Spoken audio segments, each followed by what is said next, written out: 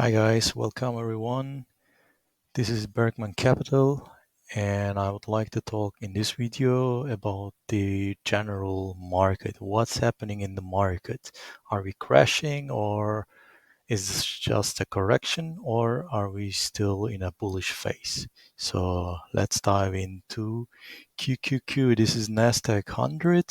Nasdaq 100 is for a while in the selling pressure, as you can see here. So 4 weeks we closed in negative with the increasing volume.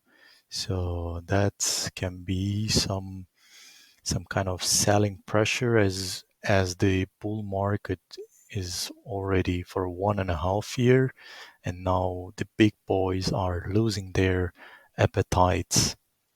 As you can see here, and in the past we have also the volume, very high selling volume. You can see here March 4th, March 11th, and here about the average volume. Here is some distribution, and here's some distribution with increasing volume. That's not a good sign, of course, but all in all, we are still in the uptrend. The 40-week moving average is still sloping upwards. This can be just a correction.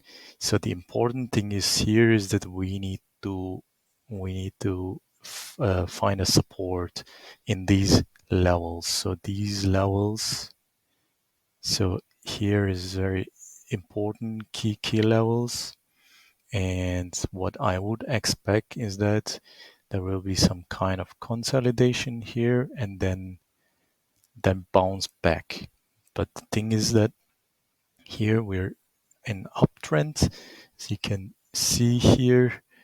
So as you can see here, low, here's the low, higher low, and higher high, and here higher low, higher high, and higher low. We don't know if this will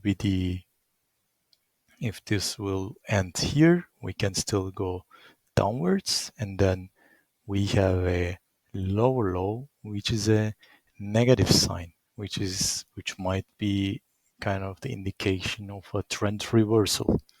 So for the trend, for the positive trend, this I would expect that there will be some kind of consolidation here and then push back above these levels. So we need a higher high, but we should not go above these levels around $410. So that's very important. But in the short term, let's dive into the daily. Let's delete these ones.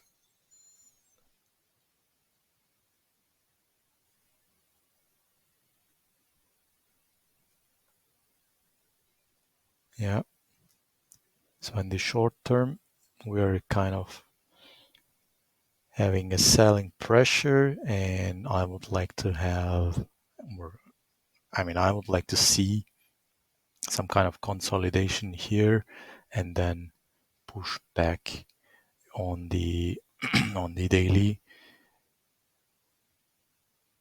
chart. Yeah, so 40 week, this is the 40 week 40 day in this case, 40 day moving average kind of flattening, and 10 days sloping downwards. So some kind of consolidation under the 10 days or above the 10 days, and a kind of rounding up is desired. If that doesn't happen, so that looks like we are still under selling pressure, and that doesn't look positive, at least on the short term. Well, when I look on the monthly, and in the monthly we are in such a huge bull face here.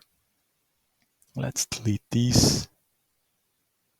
So as you can see, we have high, higher high, higher high, and we should not break above these levels. So these are the key levels here, 415, 410 levels.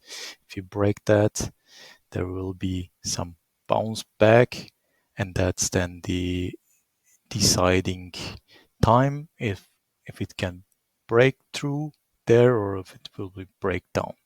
So for that reason, I would be cautious here and not to take a lot of risk, and I would dive into the daily chart. On the daily chart, I would look for some consolidation, tight ranges, like tight bars, and then I would look for a volume with a volume breakout, and that's how I would enter. But I wouldn't go directly, yeah, this is the dip, let's buy more. But we don't know if that's the dip. So that's the problem. That's the problem. So we might break below 40-week moving averages, so which will be then very negative. So that's probably the lower low. That's why I would be cautious here. I would wait for a week and see how does this play out, and then I would decide my trades.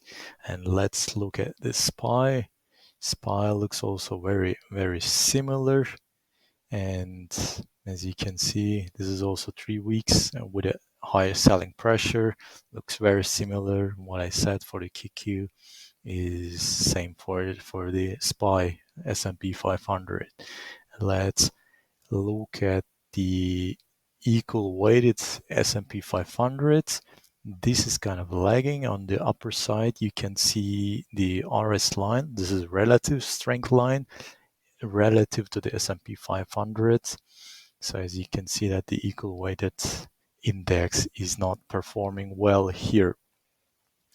And we had here some upside reversal and with a high volume, and everyone was expecting here, yeah, the other 490 companies is also started to move up. But as you can see here, we have a wick here. We couldn't push through, and we had a stalling wick, and here again a wick, a selling pressure with hammered and fell down with an increasing volume. This is not a good sign. So this is hammered with increased volumes above the 10-week moving averages. So that's not a good sign. So I would wait for here as well. So this doesn't look nice. And on the Russell 2000 ETF, this is the small cap ETF. We had a here again higher volume breakout, and in the second week here we had a again week here, closed the week on the lower half, which is a negative sign. In the third week it went up but couldn't push through these highs, and in the third week selling pressure, as you can see, 78% than the average volume, and then really hammered here. So I would be very, very careful here. So all in all, market is in selling pressure. As I mentioned for the QQQ, I would expect here some kind of consolidation, kind of tightening. The possibly, I mean, that would be better if we can have a kind of a longer base here. So kind of sideways or kind of sloping slightly downward, but not sharp as this one. Kind of, if I can draw here, kind of, okay, this is the wrong one. Let me take this one. Yeah. Kind of rounding and then sloping upwards. So that would be very favorable for the sake of